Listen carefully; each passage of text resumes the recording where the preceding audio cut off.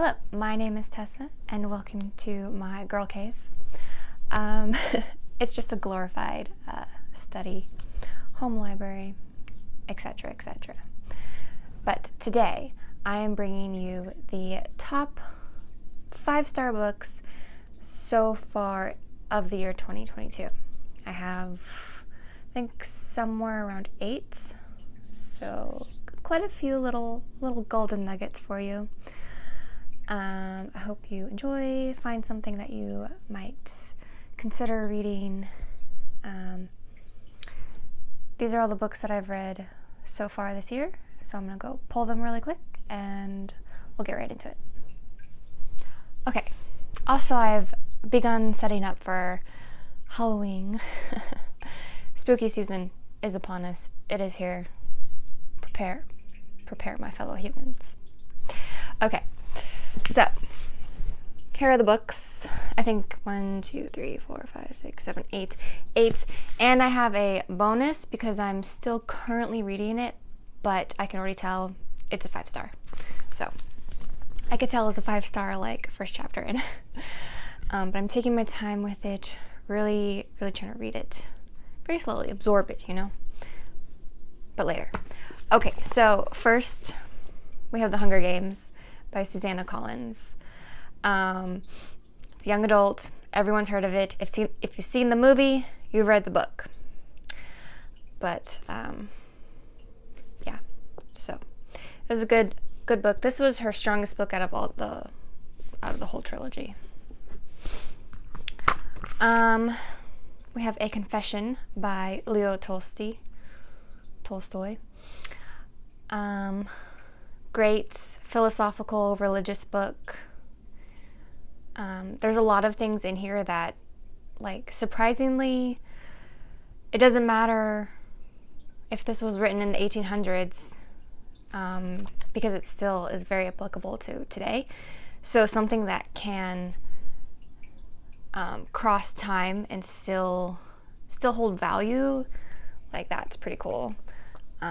So highly recommend this if you're trying to figure your way through spirituality /and/or religion. Yeah, so he sees the problem with dogma and some traditions don't make sense, so why are you doing it, kind of thing. But also he recognizes that even if some things don't make complete sense or don't hold up to the test of time, there are still things within religion and within that kind of culture that do, profoundly do. And us humans, we have that hole inside of us. So, I don't know. Really great book. Okay. Shane by Jack Schaefer. Love Shane. New favorite fictional crush right here. So this is a children's book, I found out. I didn't know. Doesn't seem like it. But it's a really great book, and I highly recommend reading it. It was one of my first Westerns. Maybe my only Western. But I think I kind of want to get into that genre a little bit more, see what it has to offer. So, but this was great. I mean, it's true. If you read only one Western in your life, this is the one. I mean, I haven't read any others, so I can't really contest that. But yeah, pretty good for my only one so far. I'm not gonna go too much into it, but if you're looking for a good kind of classic Western story, give it a go. You won't be disappointed, I promise, and you'll fall in love with Shane. I did. Okay, so nonfiction, we have The Abolition of Man by C.S. Lewis. Really great book. It's definitely meant to be read in one sitting, kind of like a lecture.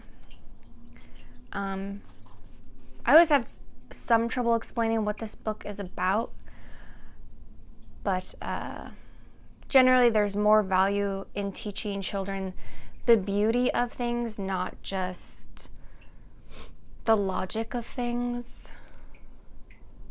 That can be kind of tricky to talk about in this day and age, you know, like, where am I going with this?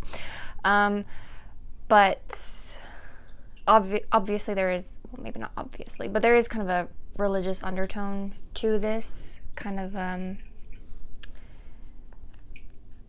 like, you don't read the Bible completely for its logical sense, but you read it more for the morale. So today's children aren't really being taught to see, like, into things. They're just looking at surface level, just the surface level of, like, everything, and it's doing them more of a disservice than to teach them the beauty of the world around them. Okay, yeah, I think that's kind of a good way to sum that up. That was my takeaway.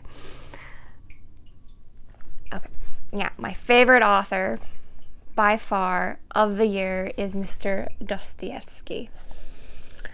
Yeah, so there are 3 stories in here. This is the book that I started with.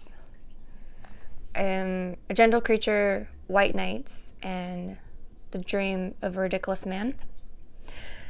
The Ridiculous Man was my favorite. It's like 20 pages. Anyone can read it. Go read it right now. Part 5, I bookmarked the whole chapter because the way he brought it together in the end was just, his insight into humanity, that whole story, the whole insight into humanity, I just thought was, like, obviously there's some very utopian things in there, but the insight is so good. It's so good.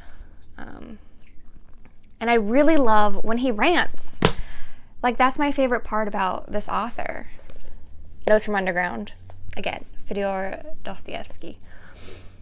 When he rants, there's just so much truth in what he says. I love it. I read it like it's a thriller.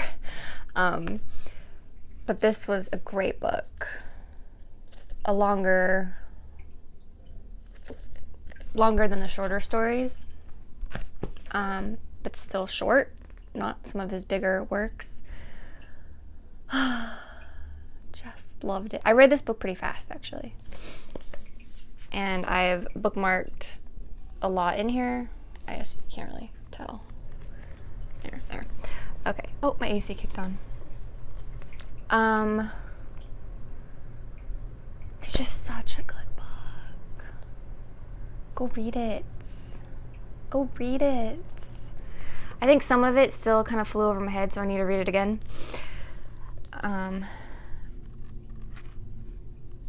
But yeah. I don't even know how to, like, fully describe what this book is about, other than an insight into humanity. And the madness that, like, can grip people, but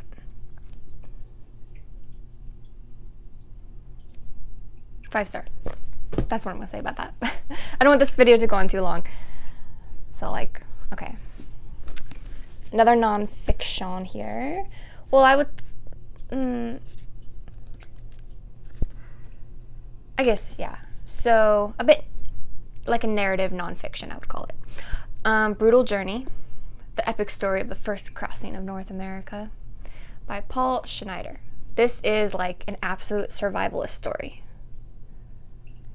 400 men sail to Florida, now Florida, and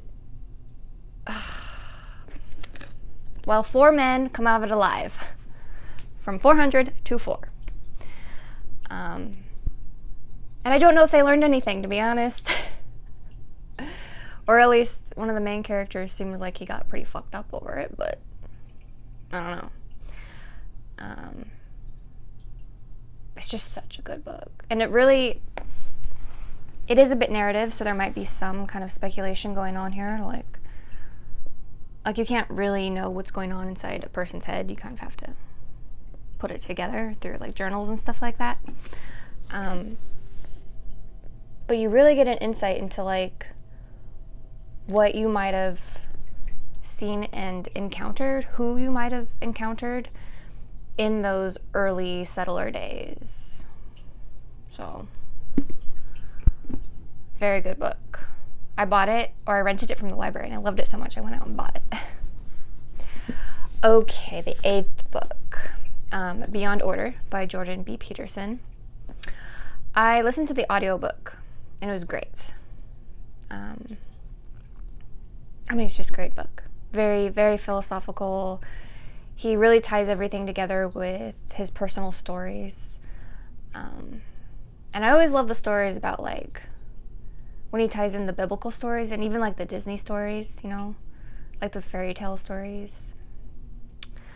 But he really just gives you, like, a grip on reality and, like, how to get your life together. And if not completely together, at least maybe, like, the starting bones to think for yourself of how you might go about either getting your life together or improving upon your life. I don't know, just great book. And I could listen to it going like to and from work. Okay, so for my bonus book, nonfiction again, we have The War on the West by Douglas Murray. So I'm a little more than halfway. Just, if you're someone who really likes watching podcasts,